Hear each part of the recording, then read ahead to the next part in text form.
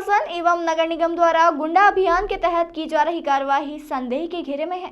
इस कार्यवाही की आड़ में द्वेषपूर्ण कार्यवाही का आरोप भी प्रशासन पर लग रहा है।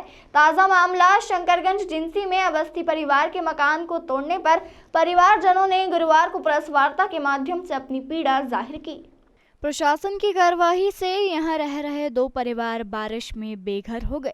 द्वेषपूर्ण कार्यवाही का शिकार हुए हाईकोर्ट एडवोकेट प्रमोद अवस्थी ने बताया कि हमारे परिवार का पुश्तैनी मकान जो कि 44/1 शंकरगंज इंदौर पर स्थित है, जो कि तकरीबन 100 वर्षों से अवस्थी परिवार का है।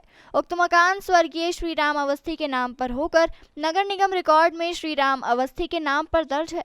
गत दिवस प्रशासन द्वारा गुंडा अभियान की आड़ में गलत कार्रवाई करते हुए अंचल अवस्थी के नाम पर कार्यवाही कर उक्त मकान को तोड़ दिया। प्रशासन ने मकान तोड़कर मलबा दोनों गलियों में से नहीं उठाया, जिसके कारण यहां से निकलने वाले सैकड़ों रहवासी परेशान भी हो रहे हैं। शंकरगंज पुरानी बस्ती है और यहां पर 90% मकान बिना नक्शे के पूर्व में ही बने हुए हैं।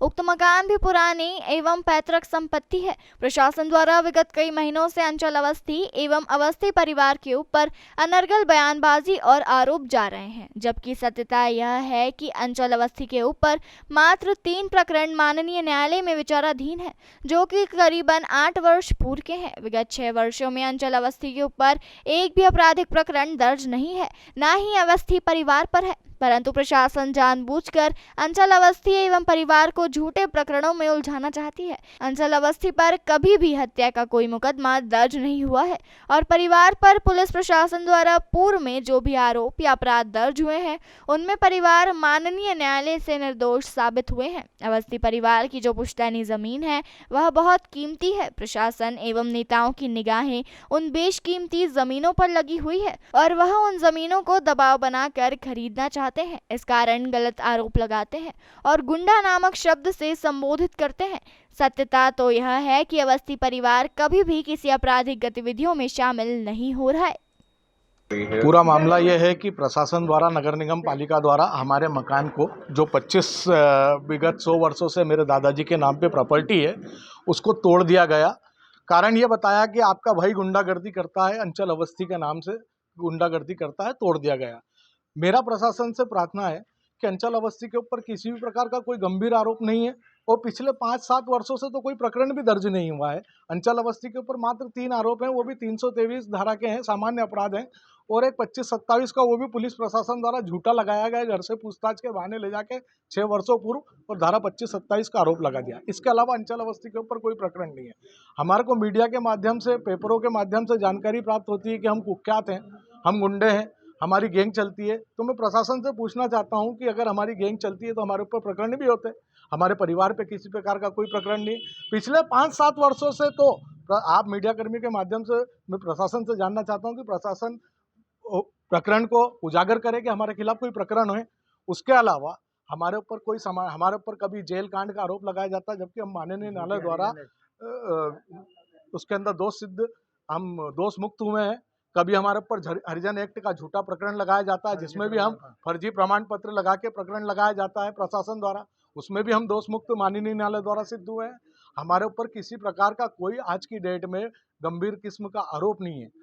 हमारे परिवार के 2 भाई, अंचल अवस्थी के 2 भाई इस घर के अंदर रहते थे। 22 तारीख को अगर नगर निगम को नोटिस तामील कराना है तो नोटिस विधिवत देता, आके हमारे घर के बाहर बरसते पानी के अंदर सूचना पत्र लगा के 4 जने भाग जाते हैं, और जिसकी रिकॉर्डिंग भी है सीसीटीवी में, और आके दूसरे दिन सुबह 8 बजे से कार्रवाई चालू कर देते हैं। मलबा सड़कों पर पटक दिया जाता है, जबकि नगर निगम का कर्तव्य है कि अगर आपने किसी मकान को तोड़ा है तो उसके मलबे को तो हटाओ। सड़क नगर निगम की ही जाम होती है, बाकी कारण हमारे को ये बताया जाता है कि ये सड़क जाम रहेगी तो लोगों की आपसी बुराई होगी, जबकि हम खुद चाहते हैं कि मलबा नगर निगम हटा ले।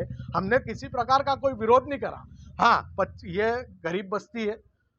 इंदौर शहर में ऐसी कई बस्तियां हैं गरीब जो पुराने समय से बसी हुई, यहाँ पे किसी भी 90% मकान शंकरगंज में भी बगैर नक्शे के बने हुए हैं। तो प्रशासन शासन को ये करना चाहिए कि नगर निगम इंदौर मेरे ही कॉलोनी नहीं, जो भी पुरानी बस्तियां में जो मकान बने उनको एक दर निर्धारित करके उनको वैलिड कर दिया जाए।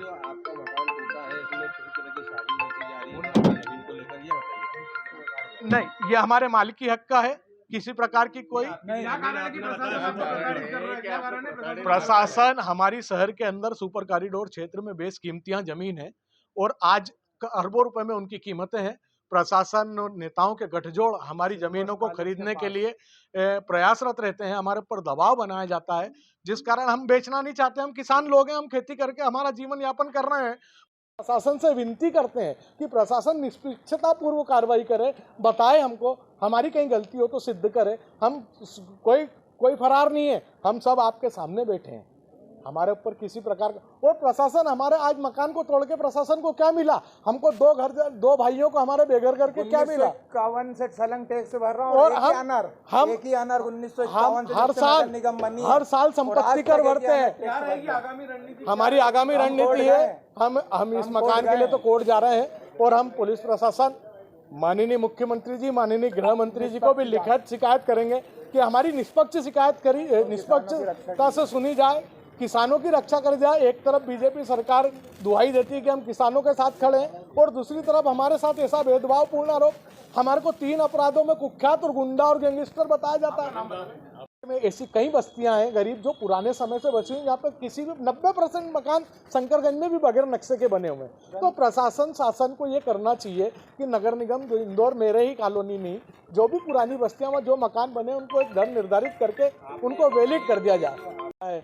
या आसपास बेशकीमती जमीन है तो हमारे ऊपर दबाव बनाया जाता है, और वो जमीनों को खरीदने के लिए, किसी प्रकार हथियाने के लिए हमारे ऊपर नेताओं प्रशासन का गठजोड़ रहता है। खुल के सामने कोई नहीं आता है, कभी किसी के मार्फत खबर पहुंचाई जाती है, कभी किसी का। हमको नहीं बेचना, मैं आपके माध्यम से कहना चाहता हूं, हमको जमीन नहीं बेचना, हम खेती हमारे जीवन यापन का साधन है। और मैं प्रशासन को आपके माध्यम से आप लोगों के सामने घोषणा करता हूं कि प्रशासन हमारे खिलाफ कोई भी गंभीर आरोप जो वर्तमान में विचाराधीन है सिद्ध कर दे। मैं खुद 11 लाख रुपए इनाम दूंगा जिस भी अधिकारी को, है ना। मेरा नाम एडवोकेट प्रमोद अवस्थी, में वकालत करता हूँ, ये मेरा पूरा परिवार है ना। और हमारे परिवार के ऊपर किसी प्रकार का कोई गंभीर आरोप नहीं है। आज तक 3 प्रकरण है सामान्य धाराओं के, और इंदौर शहर के अंदर नेताओं पे 3 क्या 30 प्रकरण चल रहे हैं।